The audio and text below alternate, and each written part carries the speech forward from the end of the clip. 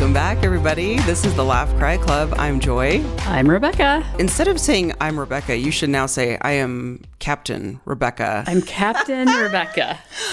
Okay, we're going to get to that in a second. We're going to hear all about Rebecca's flight simulator trip. Very excited to hear about it. We talked about it last week. But if you're new to the show, we are two licensed therapists with over 20 years of experience. We've been in the mental health field for a very long time, and we want to share our knowledge and expertise with you. There's a lot of information out there. There's a lot of mental health TikToks, but we are the real deal, and we are wanting to normalize the human experience. So thank you for being here. Thank you for being in the club. Rebecca, take it away. I cannot wait one more second to hear. Yeah. So I think we teased this last time. Adventures. We were talking about doing adventures. I am such a nerd. I have this love for flying. Now, I am not a pilot. I have never flown a plane. I've considered my pilot's license, but I don't have it. But I saw there was a simulator coming to town, and I thought, what a really cool way to go. And basically, you pay this money, and they put you in a simulator, like what pilots kind of train in, and it's like a full replica of the plane, and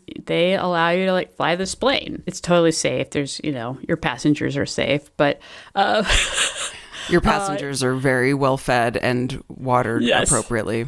Yes, they are. So yeah, I went to do this fun thing. I have the newest appreciation for pilots. I have fighter pilots I think are crazy. Like, wow, that is so unbelievable what they do. But yeah. I feel like commercial airline pilots is like this other level because I feel like it's so much responsibility. You have a lot of people's lives. You have a lot of people's lives depending on you. Yeah, that's a good point. And that plane, I think fighter jets are probably more expensive, but it's that's a lot of responsibility. Yeah. Wow. One thing I realized when I sat down in that cockpit is just how overwhelming it is because the person that was doing the training of the simulator, he's a trained pilot for this airline, and he took me through every single thing that's on that dashboard and what it does. And I'm like, wow, that's a lot. He's like, you actually are going to only use a little bit of this to fly the plane, but this is what everything is. And he kept so many buttons to keep track of, and they probably have it memorized like so the back of their hand. Yeah. I did quickly realize that I do need to go to the eye doctor, and I am going to have to upgrade to progressives finally, because I'm like, I can't read these buttons. So me flying a plane would be pretty dangerous right now. Not even just because I can't see the buttons, but I also, I'm not particularly trained. Did we talk about Nathan Fielder, the show Nathan For You? I feel like that I recommended you watch it. Is he the one that did Rehearsal? Yes. Okay, I actually told this guy was like early 20s that was training me. Oh, wow. And I'm like, have you seen the Rehearsal? Because he asked, like, why are you into this? And I'm like, well, I watch all the air disasters. And he's like, yep, I hear that. And I said, and there's some pilots I follow online. He's like, who do you follow? And I told him, he's like, yep, I hear those names. And then I said, have you watched the Rehearsal where he doesn't know how to fly this commercial? He actually got flight lessons and filmed, it took a year to film this show. For people who don't know, Nathan Fielder is a comedian, but genius level comedian who has developed, I would argue, some of the best television out there. There is a show called Nathan For You. If you've never watched it, go immediately. Run, don't walk. It is some of the most insanely funny, but genius funny comedy I've ever seen. His personality is very dry, but almost to a level of we will never grasp the level of genius that's in his brain. Yeah. So anyway, The Rehearsal was another show that he did where he essentially was kind of trying to imitate people's lives. Anyway, I can't even explain it. He was wondering, it's the whole idea I think behind The Rehearsal was that if you can rehearse a situation, then you feel more confident when you go into it and you might have better outcomes. And does that help? I remember one was they were at a bar and this guy was going to tell his friends at trivia that he actually lied about whatever he did for a living, or he sets up everything to a T to mimic the situation. The entire bar, wallpaper, food, every alcohol, paint color the same, not just a stage, a full functioning bar that people were coming in and frequent. It's unbelievable the levels that he goes to. But the plane one, going back to your story, the plane one was where he found that there was, you correct correct me, a correlation between plane crashes and pilots and co-pilots not communicating or even maybe co-pilots. I don't know like what the second in command is, like when you're the main pilot, the captain versus the first officer, maybe. Yeah. I'm not sure, but whoever's like the lower rank wasn't comfortable telling the captain, hey, I think we need to do A, B, and C, like making a suggestion because of the rank. They felt that they weren't comfortable speaking up. He did this whole rehearsal trying out that process of having a lower rank than him or vice versa, where he was like, I'm going to fly this plane. You rehearse with me telling me what I'm doing wrong. And then so he literally went and got a pilot license to fly a commercial jet. Yes. And he flew a commercial jet and they with people on it. With people on board. He got people to agree to get on this plane with him. What's interesting is like he had like the previous head of the FAA, which manages all like the airline stuff in the United States, had him on the show and was like talking to him. And then originally his intention was not for him to fly it. He was going to have pilots fly it, but he quickly found that wasn't going to work. So he did all of his training hours in simulation, and this was his very first flight. What I'm learning is that they have to do so many hours, and they do that in simulation because it is way too expensive to let people be flying, big jets around. And so a lot of times they have never actually flown the plane, and it's their first time. That's insane. Isn't it insane? That's so wild. That's how good simulation can be. Yeah, sure. But like the first time he had ever really flown a plane with people on board. Yeah, isn't that so wild? Yeah. Okay, can I side note that Nathan Fielder's next show, I saw a rumor that he has been talking to Elizabeth Holmes from Theranos in jail. It only takes a single drop of blood. Yeah. Is that your Elizabeth Holmes impression? It's a really terrible one. I have to watch her. You got to get really deep. Yeah. Oh, that's more of Ed Gein. Sorry. Okay. Obviously, I need to work on my own impressions. But isn't that exciting, though, to know that he's like, what is he doing with, is he going to try to like restart Theranos? Like, what if he tries to restart Theranos? There's got to be like so many lawsuits involved in that. I don't think he can. I'm curious, though. It has to be something, he's a comedian, but he's like psychological. So he's always, it's very, actually. It's so interesting. Kind of in the lines of mental health, too. So I really encourage people to watch his stuff. It's so cool. Yeah. It's fascinating. Well, Rebecca, maybe you and Nathan Fielder will do a flight together someday. Oh, well, that would be fun. Yeah. But, it was so fun. I got to, it was extremely stressful. I had high anxiety for 3 hours. There was nothing relaxing about it because I'm trying not to crash this plane. Okay. Yes. Wow. It's very like, oh my gosh. Especially, and you're like, I practiced probably like 5 takeoffs, 5 landings. We actually flew from here we did a route. It's a lot. I mean, he had his pre-flight checkout before we even started up the plane, and we went through all the different things you have to check around the cockpit. And then the simulator was so cool when he's like turning the engines on. He said, here, turn this. Basically, he told me what to do. I did it. You can hear the engine start to pick up because it has sound and everything. Sure. So it's like I had to keep track of like altitude, heading, and then your pitch because you want your plane to be, and then you want it to be leveled out. And so you have to keep track of all those 3 things. And I realized just multitasking. This is really hard. And to keep them all so you're not like crashing. And then we practice turns, and I realized like they only do 20-degree turns because you don't want your passengers to get sick. So they do 20 degrees. Mm-hmm. And then they'll do 20 degrees, and then 20. It's just a very gradual turn because you don't want people to get sick. Well, yeah, and you're not doing like fighter jet stuff or like my brother who all of a sudden just does like but like in the landing, on takeoffs, I'd have the landing gears already down. You're on the runway. We stop, and then because basically you program the plane, and then it tells you exactly on your settings like where you have to follow like these little arrows, and that's exactly where you need to go in order to take off and get on your route. But you manually fly it. It's like putting the engines into full thrust and keeping your hand on it like they do, and then and then you're going down the runway, and then you go through the V1, V2, V3. V1 is the point of I can't stop this plane. I've got to go. And so it was so cool to do that and then actually bring it up. And then once we're up at like a certain amount, then I have to take the landing gear and retract checked it and you can hear it going up.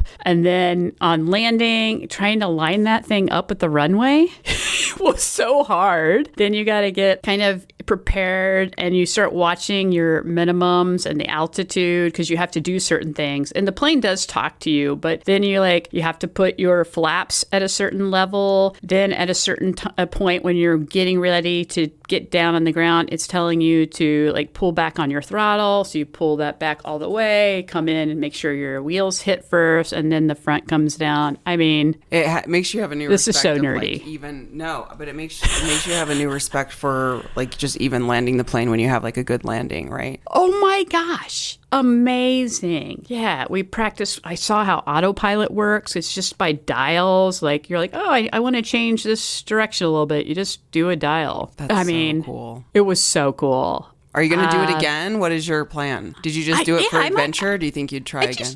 I just did it for adventure. I wouldn't mind doing it again. It's really freaking expensive, so it's not like something you can go do every weekend. I think my next thing will be doing an actual discovery flight in a small plane at one of the regional airports where you just basically sit in the co-pilot seat and they fly the plane. And I think at one point in the air, they let you take the controls for fun. That is so fun. Did you know that the pilots are the ones that control the air conditioning for the plane and the heat? I did know that.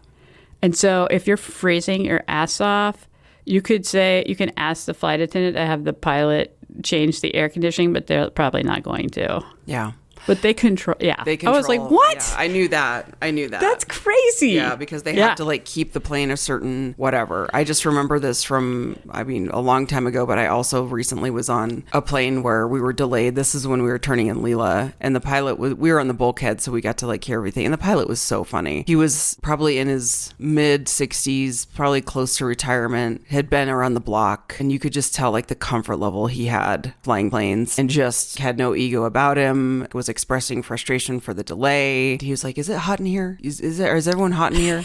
And I was like, "Yes." And so he and so then he went. He was very worried about our temperature, which normally I don't see them doing that. Which is, it is what it is. It was so cool. Even on our landing, we got to welcome. We pretended like we were the pilots. Oh, you've just landed. We've just landed here. It's 80 degrees, sunny day, no clouds in sight. Thank you for flying with us. We hope that you have a fantastic day. That's the most exciting part. Being able to do the announcement. It was so fun. I love this for you. It was so fun. This, the whole idea behind this story, keep your mind open and think about things that you kind of want to do. This is a bucket list item for me. Go do it. Don't hesitate. Everybody says life is short, right? I do believe it is. And it's let's make it. I think what makes it short is that when we don't have experiences, we feel like we're not experiencing the world. And if you can do it, just get out and do new adventures. How easy it is. I think especially as you get older and you're more set in your ways than you used to be, and maybe we're more tired and love our patterns, really love that routine. Don't think too much about it. Just do it, because it's so easy for us to be like, well, maybe I'll do this today. Maybe kind of make a plan, wake up in the morning and be like, okay, I'm going to commit to do this today, and I'm not going to overthink it, or I'm not going to make an excuse to get out of it. Just do it. That's really kind of the takeaway I had is have the experience. Don't overthink it. Try to have no judgment too, because sometimes we get disappointed, right? When we have our expectations. You have to kind of roll with it at times. Well, I'm proud of you. This was something that we talked about and you were going that day, and I was like, I can't wait to hear about this adventure. Yes. I never in my life thought I would ever be able to do something like that. I didn't know that was a possibility. Right. And that is the coolest thing. Knowing what is out there and doing it. I never thought I would be doing this. That makes life so special. You're going to have that as a core memory. And I love core memories. It really kind of boosts us forever throughout our life. Remember when I was telling you about Peru and we were on a train dancing on the car to the way to Machu Picchu, and I was like, what is my life right now? That is such a core memory. So cool. Because you're I'm dancing to a live band on a train on the way to Machu Picchu. What is my life? It was just the coolest moment. And we can kind of reflect on that and kind of grasp that. That's what life is about. And I want to create more things that feel like that. So this past weekend while you were flying, we moved to a new town 2 years ago, and we have explored parts of the city, but we don't go out a lot. And so we were like, let's go downtown and walk around our cute little downtown. It really is adorable and has really fun shops, great restaurants. I got an amazing cupcake from the cake shop. It's just called the Cake Shop, and they have incredible cupcakes and cakes, and you can just buy like all the delicious things. So I got this cupcake and I was just carrying it around this little box, ready to go home and eat it when I got home. I got a matcha for the first time. I never really order matchas because I know that it's a acquired taste. Have you had matcha before? Yeah, I like matcha. I've actually made it at home before too. But you're right. It's an acquired taste, especially, if you're not used to it. It does taste like grass at first. And I was like, oh, this is an interesting taste. Unless you get it at Starbucks and it's really sweet. It's really sweet. I don't like sweet beverages, so I got it with like a pistachio flavor. Really good. Like after I started drinking it, I was like, delicious. This is actually really good. But I did not know that matcha has the type of caffeine that is like a very long release caffeine. Yes. Oh no. So I could not. What time of the day did you have this? Noon. I had it at noon. This is how sensitive I am. I was not like, it was like 9 p.m. and I was just like laying in bed wide awake. And I was like, oh my God. And then I Googled it and I was like, oh, no wonder. Coffee has a quick hit of caffeine and matcha is more of like a slow release capsule, if you will. Yeah. Lesson learned. But You'll I love that in the morning. I have to, well, if I'm ever going to do that again, I'm like, do it as early as possible because Lord Almighty. But hey, everyone out there, if you need sustained energy for the day, go get yourself a matcha. Wow. That was pretty amazing. That's amazing. That was funny. And then the other fun thing is my husband and I, with this newer house, we've had a lot of walls to cover. We have a lot of things that we need to find art pieces for. And I don't know about you, but I have a hard time finding art that we both like. We have been looking for a couple of years now, and we found this really cool store that had two of the most beautiful artists with really cool pieces of art. We did not buy them, but we're like, ooh, we're probably going to come back and get, like, we both agreed on it. When we both looked at it, we took measurements, and when we got home, we kind of used AI to mock it up on our wall, which is super cool. It was a great day. And again, I never thought that adventure would be so fulfilling, but I was like, wow, what a great day. I got a great matcha. We found really cool art. I got an amazing cupcake. Oh, and my husband bought me new running shoes from this cute little running store. It was just like one of those afternoons that like turned into like such a fun adventure. That's so awesome. What is the downtown like there? Is it like an older downtown? Is it newer? Yeah, it's historic. So it has a lot of history. So there's a lot of old buildings, and then there's newer development built up around it. So you kind of have a mix of really old, like the old courthouse, the old police station, the old library. But now things are getting more modernized. So you have kind of like newer condos being built up around it. So it has a really good mix. Historic restaurants that have been there for ages. It's really cute. I love small towns like that. I do too. It's not a small town. No, but it is compared to like Denver, and it has like a small town feel because we are so close to Denver, but we kind of like sit in this little pocket of a city outside all the other big cities. As much as I really struggled, and I'm realizing now like how much that move was hard on us, even after the fact, that now that experience alone, I was like, well, I really like living here. And it's taken a while for us to like really like get. Because it wasn't your choice. It wasn't like, choice. Oh, let's go live in this place. You were looking at some other place and it just fell through. And it was like, we have to find a house ASAP. Exactly. Because you can't live with your parents forever. Exactly. Yeah. They're lovely people, but you want your own space. And internet.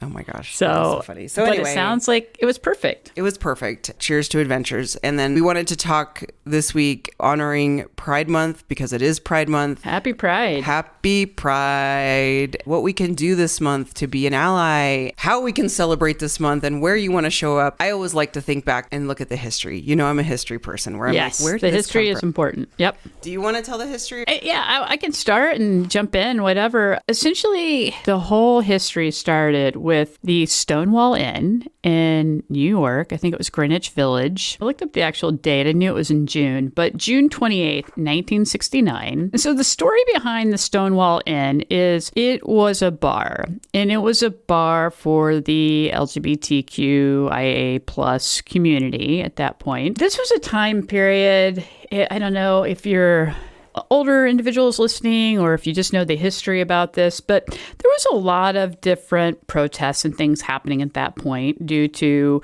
trying to get some sort of equality for individuals. And everybody was very secretive and quiet for the most part because it was very dangerous to be out at that point. The Stonewall Inn was actually ran by the mafia. So the mafia was like cool with gay people. That was awesome. Back in those days, when the police were going to do raids, they generally would contact the mafia source, right? Because there's always some money exchanging hands at that point. So a lot of times this bar didn't get hit. But this particular night, they did not let the mafia connection know. And they just came and raided the bar, which turned out to be, it became a historical event that lasted a few days because this time people did not disperse and just go home. They refused to go. People started gathering in the street.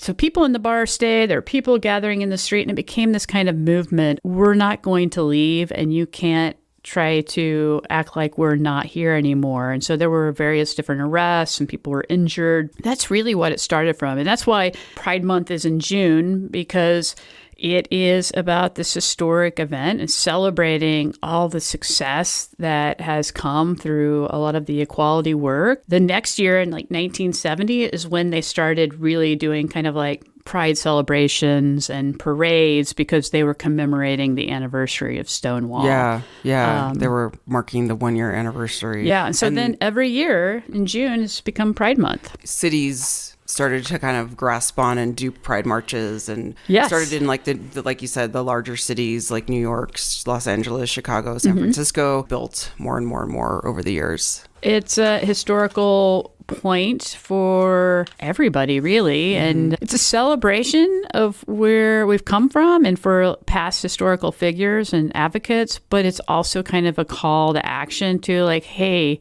remember the fight is not over yet because especially in today's world, if you look at what's happening, I mean, transgendered folks are now identified as terrorists by our government. Our population is being silenced again. Yeah, it's just really disheartening and actually very scary. There's a lot of safety concerns right now for people. So I think it's this call to action too, like for people in the community and then also all the allies. If you love people that are part of this community, don't just go about your business and put your head in the sand. Right. It is very important. If you see things, say things, stand up for people, write people, your advocacy completely matters. Yes. This is so important, especially for allies too. If you're like, I don't know how to start, I don't know how to be an ally, just even questioning that, I think, is a start. To be like, you're an ally by being curious and wanting to know how you can be an ally. And like research history, like we just gave a very brief touch of like the start of Pride Month and like how it became recognized. And Bill Clinton declared it, I think it was like 1999, declared Pride Month, official Pride Month. But like to know the history about the key historical events. And then we're all on social media, follow creators, like get to know communities and read books, watch documentaries, follow activists. Like that's kind of like how you can start. Listen, educate yourself. And I think listening is the most important thing. Is like, are you going in with judgments, and can you just be aware of that and learn? If you have a judgment, you're like, oh, actually, I'm wrong here. Accept that feedback. I think one of the big parts of being an ally is recognizing your privilege and use it to the benefit of other people. It's like, I recognize that I have privilege being a white person. And so I try every way I can to use that to help other people that need my voice. Yes. I heard a talk, this was a couple years ago, it's been a long time, but I try to attend any type of talks around inclusion, how you can use your voice to help others that their voices may not be as heard. Yeah. Whatever the category, whether it be Black and brown people, whether it be the queer community, whatever we're talking about, like how you can use your voice. And one of the speakers said, if you are sitting there and you're at a table, you need to ask yourself as this discussion is happening, whose voice is not being heard right now? Whose voice is not at this table? And I love that. And I think about that all the time when whether it be at work, out and about in your community, and they're making decisions. Anytime I look at a commissioner's picture or like the board of commissioners for my county, I'm like, oh, these are all white people. Yep. I'm aware of who is not there. These are the things that I have a lot to learn. I think we all have a lot to learn. And I think that's the beauty of this is these conversations are not an end all be all because things are constantly changing. But it's so important that the voices that typically make decisions for us, there's a lot of people that are not at the table. And that is something that we need to pay attention to. That is true. That is so true. Yeah, I can't stress enough how important it is that if you have a voice because of your privilege, to please help lift up other people that need it, because the history has been like this at various different times, but we particularly live in an environment right now where there is a lot of hate, wanting to exclude people, silence them, essentially erase them from existing. These people are doing nothing but just trying to live their life like you are, maybe trying to have a seat at the table or to be heard. You, as an ally, have so much power in helping, and you don't realize it, that especially when people are being silenced, you will be more likely to be listened to. And that's how movements happen. Yes. You can't do it alone. You have to have allies. If you look at like the civil rights movement, allies were part of that process. We had to march too in order to say, like, this is not okay. This is not what we're going to stand for. So it's so important. Remember last fall when I went to that protest and I talked to my friend, they were like, here, I need you to watch this. It was basically saying, if you're a white person, you are safer at these rallies than anyone else. Because my whole fear was like, the world is so scary and people are unpredictable. My friend was like, yeah, you are actually the safest person at these events. I was like, say no more. It was very helpful to hear that. And I'm just so grateful for friends who can be honest with you that way. And I didn't feel called out at any. It was just like, that's an honest thing to be like, hey, remember, you're white and you have privilege. People of color are going to these events. And if you're stepping back because of fear, think about your friends who are Black and brown who are there and showing up. I will always advocate for people feeling safe, of course. Like, no one's going to but if you objectively are like, oh, okay, I can manage going to this protest or this march. There's so many pride events, especially in our area in Colorado and everywhere in Denver,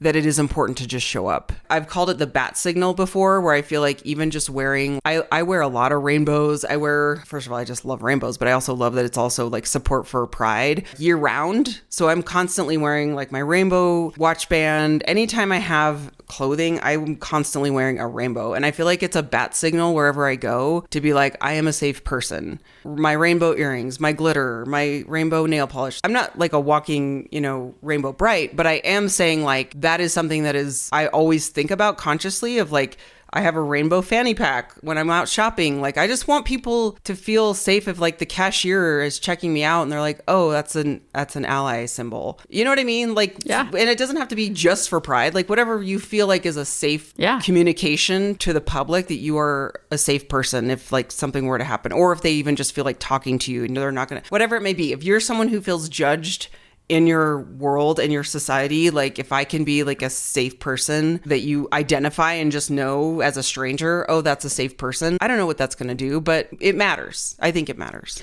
It matters 100%, because as a person of this community, I would say we are always scanning our environment for threats, and we notice. So, a rainbow can mean anything. Little kids wear rainbow shirts. Right, of course.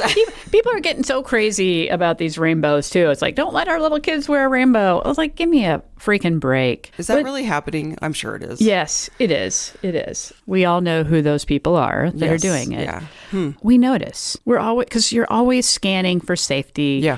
And you notice who looks friendly, who's actually looking you in the face, who might have a watch band or something that's has pride on it, or a rainbow, or something that says we support trans people, or love is love, and it's for everybody, things like that. So, and just I'm sure, when people are like, have Black Lives Matter pen or different things that they wear, people notice that. Yeah. And they recognize, okay, that person's safe. That person's safe. And whether you have a conversation with them or not, it just feels comfortable to know. Comfortable to know that they're out there. Yeah. Like, you can kind of decompress and feel like, if I'm in line with somebody that's, and I'm like, oh, okay, they're a cool person. They're not a threat to me, essentially. Yeah. So it really does matter what you display, what you say, what you do. You don't have to go to rallies or pride events. Pride events are super fun, by the way. They're so fun. Yeah. It's so fun. There's so much great entertainment. They have just the best entertainment. It's a great way to support small businesses too. Small businesses of the LGBTQIA. There's always lots of fun giveaways. But if you can't go to that, maybe you just call your congressperson or write a letter, send them email. Those are ways that you can also help and say, like, look, I don't agree with what is happening. Mm-hmm.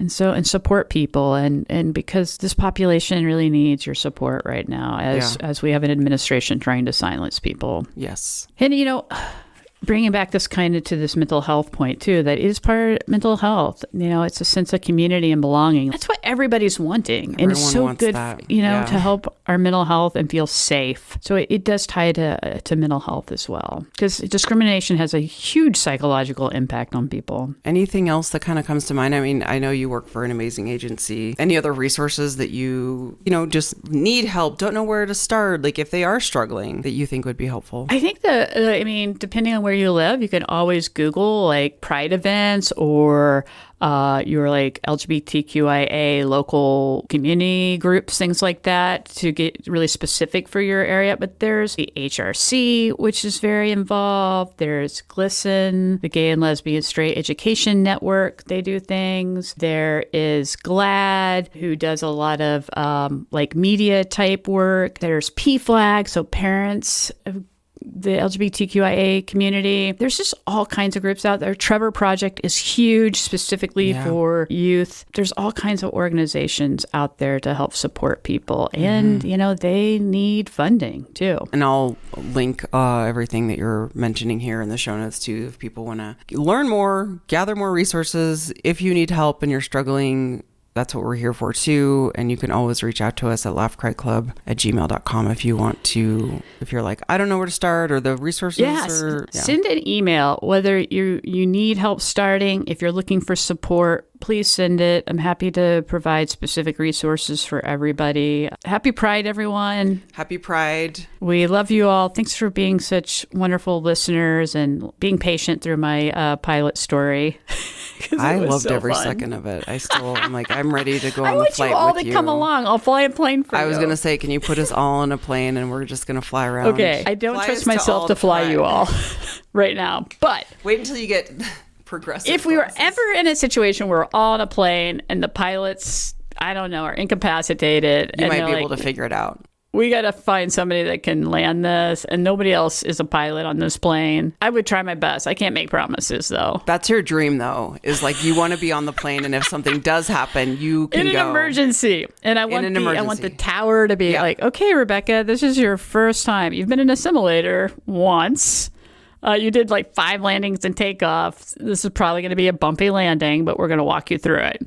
And the fun thing is you can actually land this plane on autopilot. They never do it because that's the most dangerous. Taking off and landing are the most dangerous times. But technically, you could use autopilot for it. But I love this dream that that plane is so smart, though. I actually trust that probably more than humans. Really? Oh my gosh! Oh, I trust. It totally flies it for you. Yeah. I mean, we do have self-driving cars. Why not self-driving planes? But I kind of want this dream. I don't want an emergency to happen. But I do either. Kind of love the idea of you like stepping up and raising your hand and being like, I have done a simulator.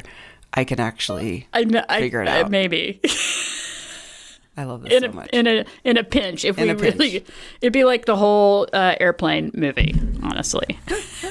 Which I love that movie, by the way. Such a good movie. Well, thank you so much for joining this very important conversation. We'll probably talk more. I mean, we have the whole month of June to talk about. We have it, support and Pride Month and events we might be going to. I did one of my favorite races I did in the past couple of years was for a Pride 5K, and it was so much fun. Oh, and I bet it was fun. It was cheerful and happy. I mean, here's the thing, you guys. Any Pride event you go to, if you've never been to a Pride event, nowhere in your entire life will you find the most, 1, amazing people, 2, most loving people, 3, most kind and fun people is so joy-filled that I feel like anyone who doesn't understand, or like maybe they're too wrapped up in this administration, take them to a Pride event and they'll be like, wow, this is so much fun. I mean, I would hope It's that's so much fun. to this day, I just remember giving hugs at the start line because everyone was so excited to run a 5K together. And I've never been hugged at the start line. Never. No. You'll get all kinds of hugs and love. And this just triggered a memory. My most fun Pride event ever was getting to see Donna Summers perform at a very small Pride event in Wichita, Kansas, when I was in grad school the first time. I then hanging out with the backup dancers at the bar afterwards, like getting to dance with them. It was the most amazing Pride moment ever. Oh my gosh. That's iconic right there. It's mind-blowing. Yeah. I'm getting goosies just thinking about it again. Every time I remember that, I'm like, I was there at that moment. Like the Machu Picchu train. It's like those events. It's like, is this my life? Where you're like, this is actually happening. On that note. On that note. Go find some adventures. Amazing. Go find some adventures. Adventures are around you. All around you. All right, guys. Thank you so much. We love you. See you next week. Bye, everybody. Bye.